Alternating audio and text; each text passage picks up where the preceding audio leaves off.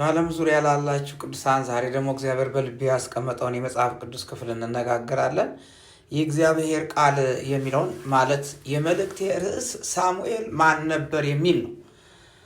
ነቢዩ ሳሙኤል ማን ነበር የሚል ነው። ስለ ሳሙኤል ነው የምንነጋገረው።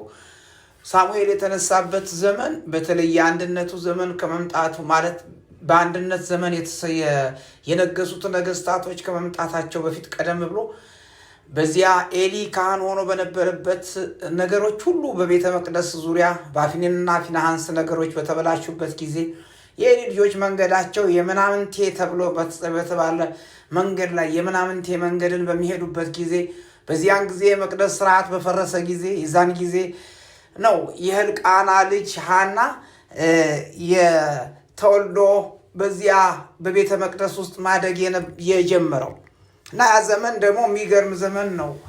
የእግዚአብሔር ቃል የማይገለጥበት ራእይ የማይገለጥበት ዘመን ነው። እግዚአብሔር ሕዝብ የእግዚአብሔርን ቃል መስማት ፈልገው የእግዚአብሔርን ቃል የተጠሙበት እግዚአብሔር ዝም ያለበት ዘመን ነው። ይህ ዘመን አስጨናቂ ዘመን። በዚህ በአስጨናቂ ዘመን ደግሞ እግዚአብሔር ሁልጊዜ በዘመናት ሁሉ ሰዎች ያስነሳል። ለዚያ ዘመን የሚመጥኑ ሰዎች፣ ለዚያ ዘመን የሚሆን ነገር ያላቸውን ሰዎች ያስነሳል። ከነዚያ ሰዎች መካከል ሳሙኤል የተባለው ነብይ ነው። እግዚአብሔር በምጥ የተወለደ ልጅ ልክ እንደዚህ እንደ ያቤጽ በምጥ የተወለደ ልጅ ነው። በጭንቅ የተወለደ ልጅ ነው። አፍኒንና ፊንሐስ የሕልቃና ሚስት ሆነው እየኖሩ ባሉበት ዘመን በዚያ ዘመን ነው። በዚያን ዘመን ላይ ሐና ልጅ አልነበራትም። ወደ እግዚአብሔር ጸለየች፣ እግዚአብሔርም ልጅ ሰጣት። እዚያ በኋላ ደግሞ ለእግዚአብሔር አሳልፋ ሰጠችው። እግዚአብሔርን ያገለግል ዘንድ ለእግዚአብሔር አሳልፋ ሰጠችው። በመቅደስ ያደገው ይሄ ሳሙኤል ባለ ብዙ መታወቂያ የነበረ ሰው ነበረ እና በዚህ ዘመን ደግሞ ሳሙኤል በተነሳበት ዘመን ደግሞ የሳሙኤል ዋና ትልልቅ ነገሮችን ብንመለከት የመጀመሪያው ሳሙኤል ዳዊትን ንጉሥ አድርጎ የቀባ ነው። ማለት ሳኦልንም ንጉሥ አድርጎ ቀብቷል በእግዚአብሔር ሳይሆን።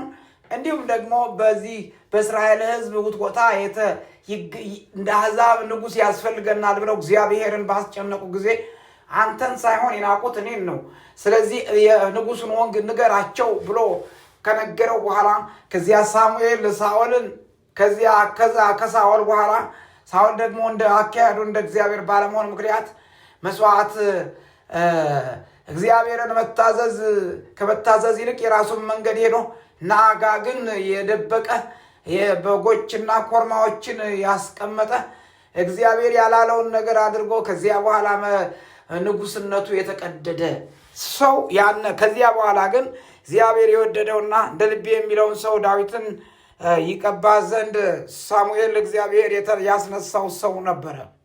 ሳሙኤል በእስራኤል ታሪክ ውስጥ በተለይ ሃይማኖታዊ ጀግና ነው ተብሎ ይባላል። ምክንያቱም በዚያ በመቅደስ የተበላሸ ነገር ባለበት ጊዜ በዚያን ጊዜ የእስራኤል የሃይማኖት ስርዓት በተበላሸ ጊዜ ተነስቶ ሃይማኖታዊ ስርዓቱን ወደ ነበረበት እግዚአብሔር ታላቅ ሆኖ እንዲከብር እግዚአብሔር ታላቅ መስዋዕት የሚቀበል አምላክ እግዚአብሔር ገናና አምላክ እንደሆነ ሃይማኖታዊውን ስርዓት ወደ ነበረው ወደ ቀደመው የአምልኮ ስርዓት የመለሰ ሰው ስለሆነ ሃይማኖታዊ ጀግና ተብሎ ይጠራል። በእስራኤል ምድር የታወቀ ሃይማኖታዊ ጀግና ነው።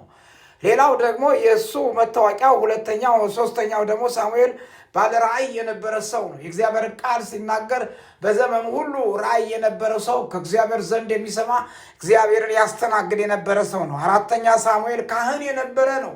ምክንያቱም ካህናቱ አይኖቻቸው በፈዘዘ ጊዜ የሚያደርጉትን በማያውቁ ጊዜ እግዚአብሔር ያስነሳው የቤተ መቅደስ ስርዓት ሲበላሽ ካህናት መገሰጽ ሲገባቸው ዝም ብለው ባሉበት ጊዜ እነ ኤሊ ዝም ባሉበት ጊዜ ሌላ እግዚአብሔር እንደ ልቡ የሆነ የእግዚአብሔር ሐሳብ የሚያስተናግድ ሌላ ሳሙኤል የተባለ ካህን ተነሳ። ሌላው አምስተኛ ሳሙኤል ዳኛ ነበረ። በዘመኑ የዳኝነት ስርዓት የሕግ ስርዓት የፈረሰበት ዘመን ስለነበረ እስራኤል ከሃይማኖታቸው ጋር ሕጋቸው አንድ ላይ የተሳሰረ ስለነበረ ከእግዚአብሔር ዘንድ የመጣ ሕግ መመሪያቸው ስለነበረ ነገር ግን አሁን ሕጉን እንደገና እንዲስተካከል ያደረገ 613 ሕጎች አሏቸው። በእነዚህ 613 ሕጎች እንዲተዳደሩ እግዚአብሔር የሰጣቸው ሕግ በፈረሰበት ጊዜ አሁን ዳኛ ሆኖ የተነሳ ነው። ስድስተኛ ነብይ ነው። የእግዚአብሔር ቃል ሲናገር እንዲህ ነው። ከዳን እስከ ቤርሳቤ ድረስ ቃሉ መሬት የማይወድቅ ነብይ እንደተነሳ ይናገራል። ሌላው ሰባተኛ ወታደራዊ መሪ የነበረ ሰው ነው። ስምንተኛ ትልቁ ተግባሩ በእስራኤል ንጉሳዊ አገዛዝ ሲመሰረት የነበረው የመጀመሪያው ሰው ነበረ። ንጉስ እንዲነግስ እስራኤል በንጉስ እተዳደራለሁ አለ ጊዜ ንጉሳዊ አስተዳደር ለመጀመሪያ ጊዜ በዚያ በንጉሳዊ አስተዳደር ነገስታትን በመቀባት የተነሳ ሰው ነበር። ሌላው ዘጠነኛ እናቱ ለእግዚአብሔር በተሳለችው ስለት መሰረት ለእግዚአብሔር አሳልፋ የሰጠችው የመቅደስ አገልጋይ በመቅደስ ያደገ እዚያ መብራት እያበራ በዚያ ያደገ ሰው በኤሊ በካህኑ ብዙ ዓመት አገልግሎት በነበረው ብዙ ዓመት የአገልግሎት ኃይል በነበረው ብዙ ዓመት የአገልግሎት ልምድ በነበረው በዚያ ካህን ስር ሆኖ ያደገ የእግዚአብሔር ሰው ነው። ሳሙኤል በእግዚአብሔርና በሰው ፊት በቁመትና በሞገስ ያደገ ሰው ነው። ትንቢቶችና ራእዮች የእግዚአብሔርም ቃል ገና በማይገለጥበት ዘመን በዚያን ጊዜ የተነሳ ሰው ከእግዚአብሔር ዘንድ እየሰማ ለእግዚአብሔር ለሰዎች መልእክት ያመጣ ለእስራኤል መልእክት ያመጣ የነበረ ነው። መጀመሪያ ግን በጣም የሚያስደንቀው ነገር የሰማው ድምፅ በመቅደስ ነበረ። የመጀመሪያው ድምፅ ግን በጣም አስጨናቂ ድምፅ ነበር። ለኤሊና ለቤተሰቡ መጥፎ ዜናም ቢሆን ነገር ግን ከእግዚአብሔር ዘንድ የመጣውን ያንን መልእክት ለኤሊና ለቤተሰቡ ያስተላለፈ ሰው ነው። ሳኦል አለመታዘዙን ከቀጠለ በኋላ ማለት ነው ምዕራፍ 15 ቁጥር 26 ላይ ሳኦል መንግስቱ ይቀደድ ዘንድ በዚያን ጊዜ እግዚአብሔር ልኮት ነገስታትን ሊገስጽ የሚችል ኃይልና አቅም ያለው ነብይ ስለነበረ ለዚያ ለሳኦል ነገረው። መንግስትህ ተቀዳለች አለው። እዚያ በኋላ ደግሞ እንደገና ከሳኦል ቀጥሎ እንደ ልቡ የሚሆን ሰው እግዚአብሔር በሚፈልግበት ጊዜ ከዚያ በኋላ የእሴይ ልጆች በመጡ ጊዜ እንደ ሰው ምርጫ ሳይሆን እንደ እግዚአብሔር ምርጫ ሳሙኤል በተሳሳተበት ጊዜ እግዚአብሔር ነው ይሄን አይደለም እንደ ልቤ የሚሆን ሌላ አለ። ስለዚህ ያነ እስኪመጣ ድረስ ጠብቀው ያነ ንጉስ ዳዊትን ያ ከአንበሳና ከድብ ጋር እየታገለ በጎችን ያስጥል የነበረ በዚያ በጫካ ውስጥ እግዚአብሔር ያሰለጠነውን ሰው እግዚአብሔር ንጉስ አድርጎ የቀባው ዘንድ የተነሳ ነብይ ነው ሳሙኤል። በእስራኤል ታሪክ ውስጥ የሳሙኤል ሕይወት በጣም አስደናቂ ነው። እዚህ በመቅደስ ስርዓት ውስጥ ማለት ነው የመሰዊያው ስራ በተበላሸ ጊዜ መሰዊያውን ያስተካከለ ሰው ነው። ሐዋርያት ሥራ ምዕራፍ 13 ከቁጥር 13 እስከ 23 ድረስ ጳውሎስም ከጓደኞቹ ጋር ከጳፉ ተነስቶ የጵንፍልያ ወደምትሆን ወደ ጴርጋሞን መጣ። ዮሐንስም ከእነርሱ ተለይቶ ወደ ኢየሩሳሌም ተመለሱ። እነርሱ ግን ከጴርጋሞን አልፈው የጲስቢድያ ወደምትሆን ወደ አንጾኪያ ደረሱ። በሰንበትም ቀን ወደ ምኩራብ ገብተው ተቀመጡ። ሕግም ነቢያትም ከተነበቡ በኋላ የምኩራብ አለቆች ወንድሞች ሆይ ሕዝቡን የሚመክር ቃል እንዳላችሁ ተናገሩ ብለው ላኩባቸው። ጳውሎስም ተነሳና በእጁ ጠቅሶ እንዲህ አለ። የእስራኤል ሰዎችና እግዚአብሔርን የምትፈሩ ሆይ ስሙ። የዚህ የእስራኤል ሕዝብ አምላክ አባቶቻችንን መርጦ ከግብፅ አገር በእንግድነት ሳሉ ሕዝቡን ከፍ ከፍ አደረጋቸው። ከፍ ባለችውም ክንድ ከዚያ አወጣቸው። በበረሃም 40 ዓመት ያህል መገባቸው። በከነዓንም አገር 7 አሕዛብን አጥፍቶ ምድራቸውን አወረሳቸው።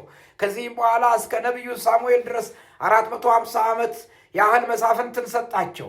ከዚያም ወዲያ ንጉሥን ያነግስላቸው ዘንድ ለመኑ። እግዚአብሔርም ከብንያም ወገን የሚሆን ሰው የቂስን ልጅ ሳኦልን 40 ዓመትም ሰጣቸው። እርሱንም ካሻገረው በኋላ ዳዊትን በእነርሱ ላይ እንዲነግስ አስነሳው። ሲመሰክርለትም እንደ ልቤ የሆነ ሰው ፈቃዴን ሁሉ የሚያደርግ የእሴይን ልጅ ዳዊትን አገኘው አለ። ከዚህም ሰው ዘር እግዚአብሔር እንደ ተስፋ ቃሉ ለእስራኤል መድኃኒትን እርሱንም ኢየሱስንም አመጣው እያለ ይናገራል።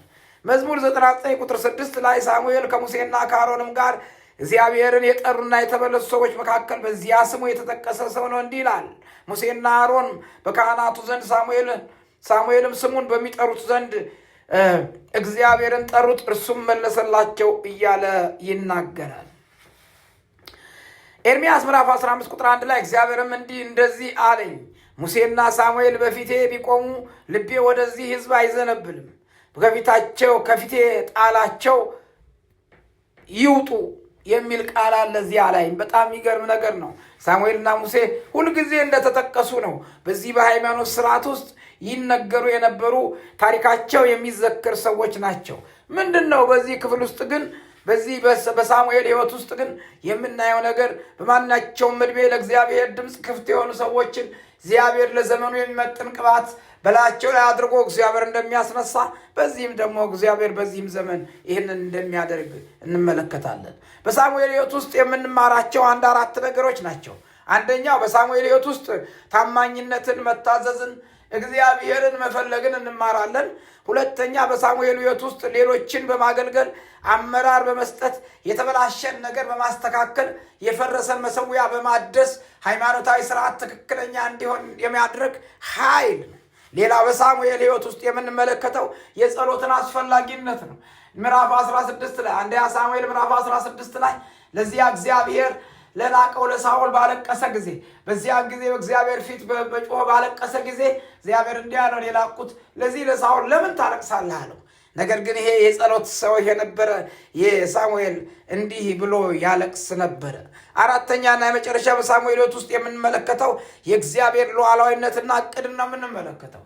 እግዚአብሔር በዘመናት ሁሉ ኃያልና ሉዓላዊ የሆነ ቆራጥ የሆነ ጀግና የሆነ የነገስታት ንጉሥ የጌቶች ጌታ ነው። እሱ የሚሰራ አምላክ ነው እና ዕቅዱን ያደርጋል። ሉዓላዊ ስለሆነ ዕቅዱ ይፈጸማል። እግዚአብሔር ያለውን የሚያደርግ አምላክ ነው። በሳሙኤል ሕይወት ውስጥ የምንመለከተው ይህንን ነው። ባስነሳው ጊዜ ነገስታትን ቀባ። ባስነሳው ጊዜ ካህን ሆነ። ባስነሳው ጊዜ ዳኛ ሆነ። እግዚአብሔር ባስነሳው ጊዜ ነቢይ ሆነ። እግዚአብሔር ባስነሳው ጊዜ ወታደራዊ መሪ ሆነ። እግዚአብሔር ባስነሳው ጊዜ ራእይ ይገለጥለት ጀመር። ያቺ ምድር እግዚአብሔር ቃል ጥማት ከራእይ ጥማት ነጻ ትወጣ ዘንድ በሳሙኤል ሆነ። የክብር አምላክ እግዚአብሔር ገናናውና ኃያሉ ንጉሥ በኢየሱስ ስም በዚህ ጊዜ እጸልያለሁ አጋንንታዊ ኃይል እንዲሰበር ከዚህ ቃል የተነሳ እግዚአብሔር የዘላለም አምላክ ሆይ ሳሙኤልን አስነስተህ የተጠቀምክ የእስራኤል አምላክ እግዚአብሔር በዚህ ጊዜ ያሉ ሴት ባሪያዎች፣ ወንድ ባሪያዎች አንተ እንድትጠቀምባቸው ጸልያለሁ። ነገራቸው እንድትሰራ ጸልያለሁ። እግዚአብሔር ኃይልህን ይዘው እንዲወጡ ጸልያለሁ። ወንጌልህን ይዘው እንዲወጡ ጸልያለሁ። በእያንዳንዱ ጉዳያቸው ላይ ጣልቃ ግባ። ስለ ሁሉ ክብር ለአንተ በጌታ በኢየሱስ ክርስቶስ ስም አሜን ነው። ኢየሱስ ጌታ